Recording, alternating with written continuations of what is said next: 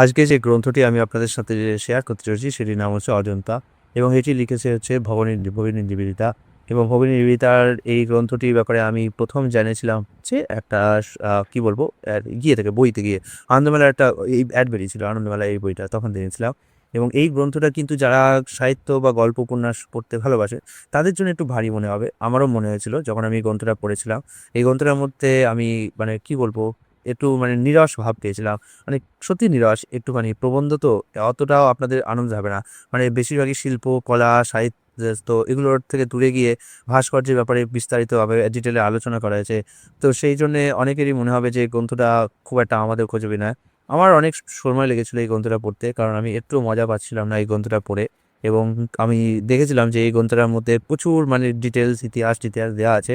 কিন্তু পরবর্তীকালে যখন আমি একটুখানি প্রবন্ধ পড়ার মানে চেষ্টা করেছিলাম পরবর্তীকালে, তখন আমার এই গ্রন্থটা আবার একটুখানি ভালো লেগেছিল।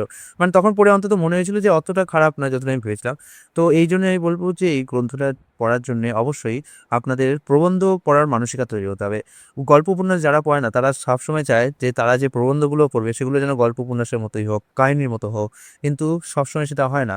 তো কিছু, কিছু প্রবন্ধ আছে যা খুবই নিরস হয়, যা পড়তে অনেক ধৈর্য পেশেন্সের দরকার হয়। তো ভগিনী নিবেদিতার এটাই একটা সেরকম পেশেন্স।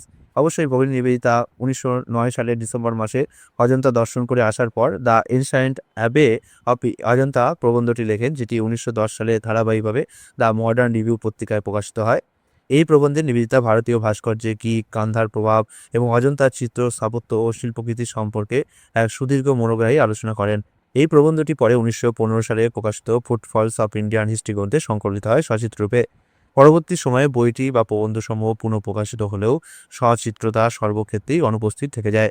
নিবেদিতার অজন্তা সম্পর্কিত মূল্যবান লেখাগুলি, চিত্র এবং উল্লেখ আছে। এই ধরনের চিঠিপত্র সমূহকে একত্র করে এই সংকলনে প্রকাশ করা হলো, যথাযোগ্য বঙ্গ অনুবাদ করে। পাঠকদের কৌতূহল নিবৃত্তির স্বার্থে সংগৃহীত হলো কিছু প্রয়োজনীয় টিকা, এই যে লাস্টের দিকে আছে কিছু প্রয়োজনীয় টিকা, এবং সেই টিকাগুলোই বইটার অনেকটা জায়গা দখল করে রেখেছে। আর মেন বই তো এখানেই শেষ হয়ে যাচ্ছে, এই যে এই দিকে শেষ হয়ে যাচ্ছে, এখানে শেষ হয়ে যাচ্ছে টিকা। এছাড়াও অজন্তা সম্পর্কিত প্রবন্ধ এবং সেই সম্পর্কিত চিঠিপত্র একসঙ্গে পড়বার সুযোগে শত বছর আগে এক আইরিশ মহিলার ভারত শিল্প সম্পর্কে চিন্তাধারা শ্রদ্ধা যে কি বিপুল পরিমাণ ছিল তা দেখে বর্তমান যুগেও অবাক হতে হয়। বহু মূল্যবান গ্রন্থ অজন্তা সম্পর্কে পরবর্তীকালে প্রকাশিত হলেও ভগিনী নিবেদিতার অজন্তা চিরকালই একটি অজন্তা চর্চার প্রারম্ভিক পাথেয়। এই সংকলন সেই পাথেয়কে চিরকালীন স্থায়িত্ব দেওয়ার জন্য অন্য এক প্রয়াস হয়ে রইল।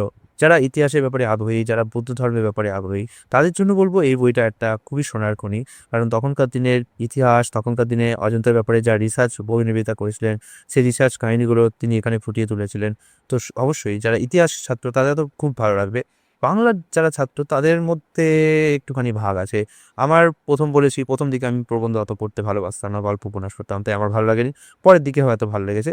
তাই অবশ্যই সেই হিসাবে আপনি এই বইটা কিনুন। এখন এর কত দাম হয়েছে আমাকে একটু কমেন্টে বলুন তো। আমি খুব জানতে আগ্রহী যে এই ৳২০০ বইটা এখন বর্তমানে কত দাম হয়েছে। তাই এই ছিল একটা সংক্ষিপ্ত ভিডিও।